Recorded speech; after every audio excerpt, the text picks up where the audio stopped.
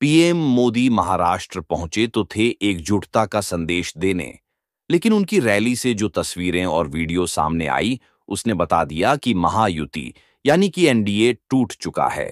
अजीत पंवार को लेकर नवाब मलिक ने जो दावा किया था, वह दावा भी अब सच साबित होता दिखाई दे रहा है, क्योंकि अजीत पंवार ने पूरा मन बना लिया है कि अब वह एनडीए के साथ नहीं रहेंगे।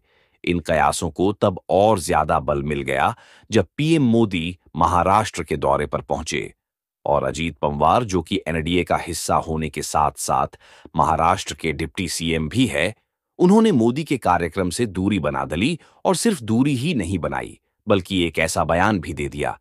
तो क्या है अजीत की एनडीए से दूरी के ये मायने और अजीत के किस बयान ने मचाई है खलबली? इसी पर इस स्पेशल रिपोर्ट में करेंगे चर्चा।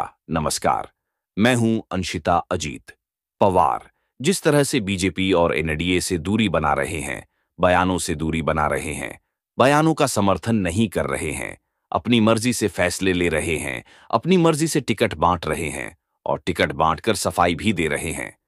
इससे एक बात तो साफ है कि मतदान से पहले ही तस्वीर साफ हो गई है कि अजीत ने प्लान बी तैयार कर लिया है। यानी नवाब मलिक बार बार जिस बात का संकेत दे रहे थे, अब अजीत पंवार ने उन तमाम संकेतों पर कहीं ना कहीं मोहर भी लगा दी है। और अब इन सब के बीच जब अजीत ने मोदी के कार्यक्रम से दूरी भी बना ली, तो चर्चाओं का बाजार और गर्मा गया। चर्चाएं होने लगीं कि कुछ तो गड़बड़ है। ऐसा क्यों कहा जा रहा है, उसके लिए पहले आप यह वीडियो देखिए। और यह वीडियो जो है, यह पीएम मोदी की रैली का है, जो 14 नवंबर को महाराष्ट्र में हुई। तो आपने यह वीडियो देखा। इस रैली में सभी मौजूद हैं, लेकिन एक इंसान मौजूद नहीं है, और वो है अजीत पवार। इस रैली में शिंदे और रामदास आठवले भी हैं, और ये दोनों ही एनडीए में सहयोगी दल हैं। शिंदे शिवसेना और रामदास आठवले की पार्टी दोनों ही एनडीए के सहयोगी दल है। और इन दोनों का होना बताता है कि इस रैली के जरिए यह संकेत देने की कोशिश की गई थी कि एनडीए एकजुट है। जैसा कि आप जानते हैं, पिछले दिनों लगातार इस तरह की खबरें आती रही कि एनडीए में टूट हो रही है, एनडीए में फूट पड़ रही है, एनडीए में सब कुछ ठीक नहीं है, सीट बंटवारे पर पेच फंसा हुआ है। तो इन तमाम अटकलों को विराम लगाने के लिए, इन तमाम अटकलों को बारिश करने के लिए ही इस रैली को रखा गया था। और इस रैली में सभी एनडीए के घटक दल मौजूद रहे, लेकिन बीजेपी की इन सारी कोशिशों पर पानी फिर गया जब अजीत पवार नहीं पहुंचे और यह साफ हो गया कि एनडीए में कुछ भी ठीक नहीं है। और यह बात खुलकर सबके सामने आ गई। सिर्फ यही नहीं, इधर मोदी महाराष्ट्र में थे, वह जनता से एनडीए को वोट देने की अपील कर रहे थे। उधर अजीत पंवार ने ऐसा बयान दे दिया जिसने बीजेपी की चिंता को और बढ़ा दिया। खास बात यह है कि पीएम मोदी ने ओबीसी वोट को अपने पाले में लाने के लिए एक बार फिर जाति कार्ड खेला। तो वहीं अजीत ने कह दिया, ओबीसी वोट एनडीए को नहीं मिलेगा। अब अजीत के इस बयान की चर्चा भी जोरों से हो रही है कि आखिर अजीत के मन में चल क्या रहा है।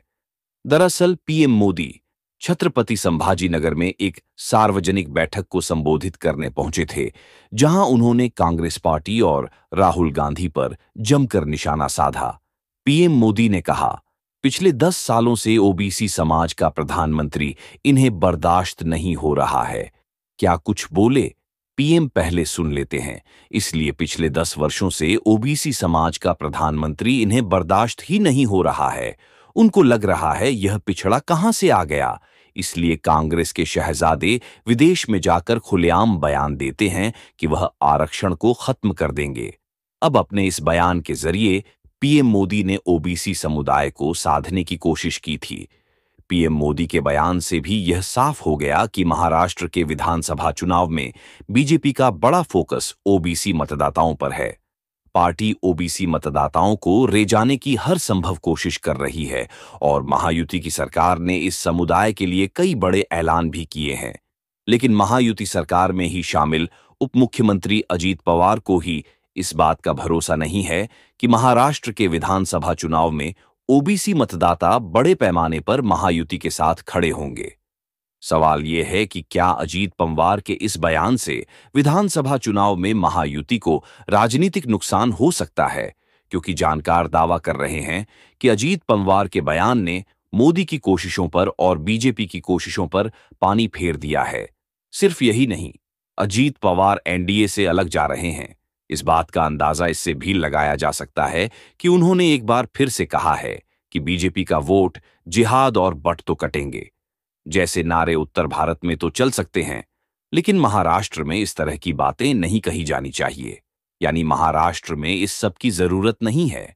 इसके अलावा जो फैसले अजीत पंवार ने पिछले दिनों लिए हैं, जैसे जीशान सिद्दीकी को टिकट देना, सना मलिक को टिकट देना और उससे भी आगे एक कदम बढ़ते हुए नवाब मलिक को टिकट देना, उन फैसलों पर भी अजीत पंवार पहले अड़क रहे। किसी कीमत पर उन्हें अपना फैसला नहीं पलटा और उसके बाद अब वह नवाब मलिक को टिकट देने की बात पर सफाई भी दे रहे हैं। क्या कुछ बोले, उस पर भी आगे बात करेंगे, लेकिन पहले अजीत पवार की बात कर लेते हैं कि उनके मन में आखिर चल क्या रहा है। तो राजनीति के जानकारों का कहना है कि महाराष्ट्र विधानसभा चुनाव में एनसीपी के नेता अजीत पंवार महायुति के पार्टनर जरूर हैं, लेकिन वह बिल्कुल अलग दिशा में जा रहे हैं। उन्होंने 53 विधानसभा सीटों पर उम्मीदवार तो उतारे हैं, लेकिन प्रचार में उन्होंने बीजेपी के स्टार प्रचारकों से भी दूरी बनाकर रखी है। अजीत पवार ने यूपी के सीएम योगी आदित्यनाथ, गृह मंत्री अमित शाह के साथ साथ पीएम नरेंद्र मोदी की रैली को भी मना कर दिया। उन्होंने एनसीपी उम्मीदवारों के इलाके में कराने से साफ साफ इनकार कर दिया। उन्होंने कहा कि उन्हें इन लोगों की जरूरत नहीं है, क्योंकि इस चुनाव में बीजेपी हार्ड हिंदुत्व के साथ चल रही है और इसके साथ तालमेल बनाना उनके लिए, यानी कि अजीत पंवार के लिए, गले की हड्डी बन गई है। योगी आदित्यनाथ के बट तो कटेंगे वाले बयान के बाद एनसीपी नेता ने आउटसाइडर बताया। फिर इन टिप्पणियों से किनारा करते हुए बयान दिया कि हम महायुति के साथ चुनाव लड़ रहे हैं, लेकिन हमारी विचारधारा उनसे बिल्कुल अलग है। महाराष्ट्र सांप्रदायिक सद्भाव के लिए प्रतिबद्ध है। अजीत पंवार की एनसीपी ने इन नेताओं से दूरी बना रखी है। बारामती में फैमिली फाइट है, इसलिए महायुति के नेता प्रचार करने नहीं जाएंगे। अजीत पंवार की यह दलील तो समझ में आती है कि वहां पर क्यों उन्होंने मना किया कि उन्हें नरेंद्र मोदी की जरूरत नहीं है, उन्हें योगी आदित्यनाथ की जरूरत नहीं है, उन्हें अमित शाह की जरूरत नहीं है।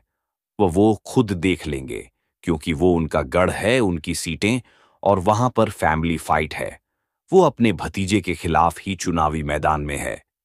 योगेंद्र पवार, जो अजीत पंवार के भतीजे हैं, वो उनके एनसीपी शरद पंवार के उम्मीदवार हैं और इसी तरह वहां पर भतीजे और चाचा की लड़ाई देखने को मिल रही है। इसीलिए अजीत पंवार ने ऐसा कहा कि उस सीट पर उन्हें किसी और की जरूरत नहीं है।